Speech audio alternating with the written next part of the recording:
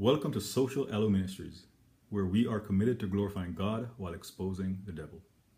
In one way or another, we're all sinners. And in some cases, we have maybe that one thing where it is truly a weakness for us, so we truly have to take extreme measures to avoid those situations. It's like being on a slippery slope. If we get too close to the edge, we're going to slide and we're going to go over. In most cases. I know for me, you could lock me up in a bar for an entire night and you'd come back and my fingerprints would even be on those bottles. I wouldn't even touch it. Alcohol, not my thing. You could put a line of cocaine in front of me and I won't touch it. Drugs, not my thing. Maybe I don't have a thing, but I'm not going to disclose that. In any event, David succumbed to temptation. And I'll read 2 Samuel 11, 1 through 5. And it came to pass, after the year was expired, at the time when kings go forth into battle, that David sent Joab and his servants with him, and all Israel, and they destroyed the children of Ammon, and besieged Rabbah. But David tarried still at Jerusalem. You may have heard many ministers say that is the reason why he ended up committing adultery, because rather than going to battle like other kings, he stayed back. And yes, that's a part of it. But the second verse, in my opinion, is even more critical. And it states, and it came to pass in an eventide that David arose off his bed. So in a sense, David was being good. He was in bed, and for whatsoever reason, he got up. And that's, in a sense, when all hell broke loose. That David arose from off his bed and walked upon the roof of the king's house. And from the roof he saw a woman washing herself, and the woman was very beautiful to look upon.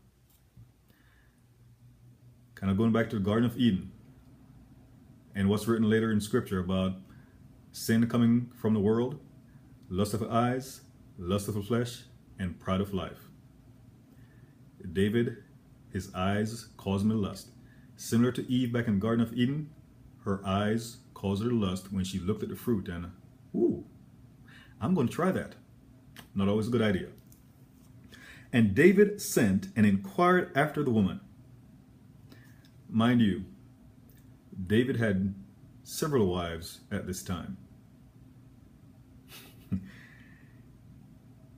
And one said, is not this Bathsheba, the daughter of Eliam, the wife of Uriah the Hittite? There were two things there that, using a colloquial, that David should have pumped his brakes.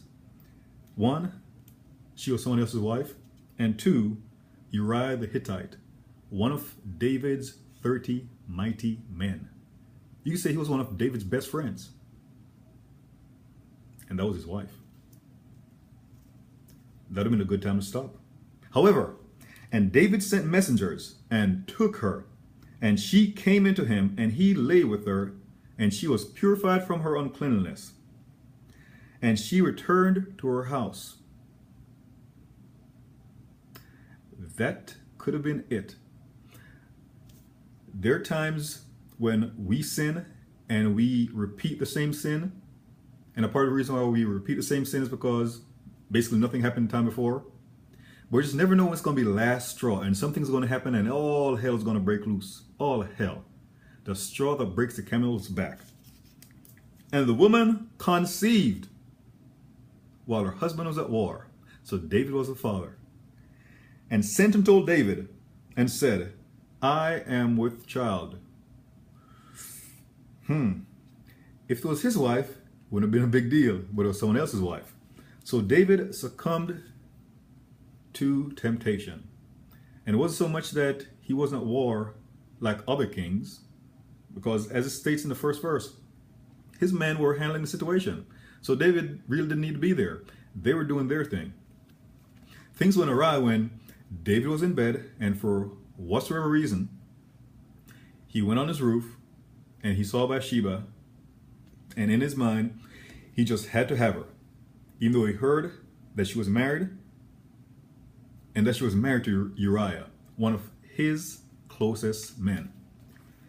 In James 1, verses 12 through 14, the Apostle James wrote, "Blessed is the man or woman that endureth temptation, for when he is tried, he shall receive the crown of life, which the Lord hath promised to them that love him.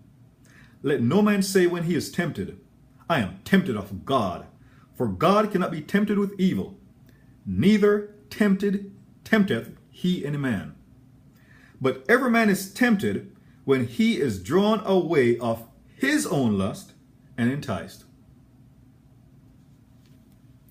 I gave some examples of things where those things won't tempt me at all. And even the things that would tempt me, say, a year ago, those things aren't as tempting anymore.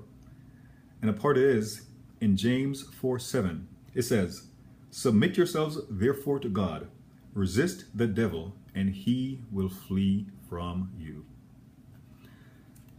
In some cases, submitting to God is the easy part. But the devil is persistent. He will keep on putting things in your face. And in some cases, you literally have to look away. You may have to look down and walk by certain things. But if you resist the devil long enough, he will flee. In Luke 4:1 through 13, we see how the devil tempted Jesus. And in the 13th verse, it states that the devil left the Lord for a season. So yes, the devil will be back. But you have to ensure, in a sense, that you have the full armor of God on, and that you're taking, in a sense, extreme measures. I mentioned alcohol earlier. If alcohol is your vice, then you can't even go to a bar. You can't even have a bottle of alcohol in your house. You have to take those kind of measures. So again, God doesn't tempt anyone. If a person succumbs to temptation, it is because they fell on their own. So again, with James 4:7, I'm going to read it. "Submit yourselves therefore to God. Resist the devil. Resist the devil. Resist the devil. And he will flee from you." God bless you.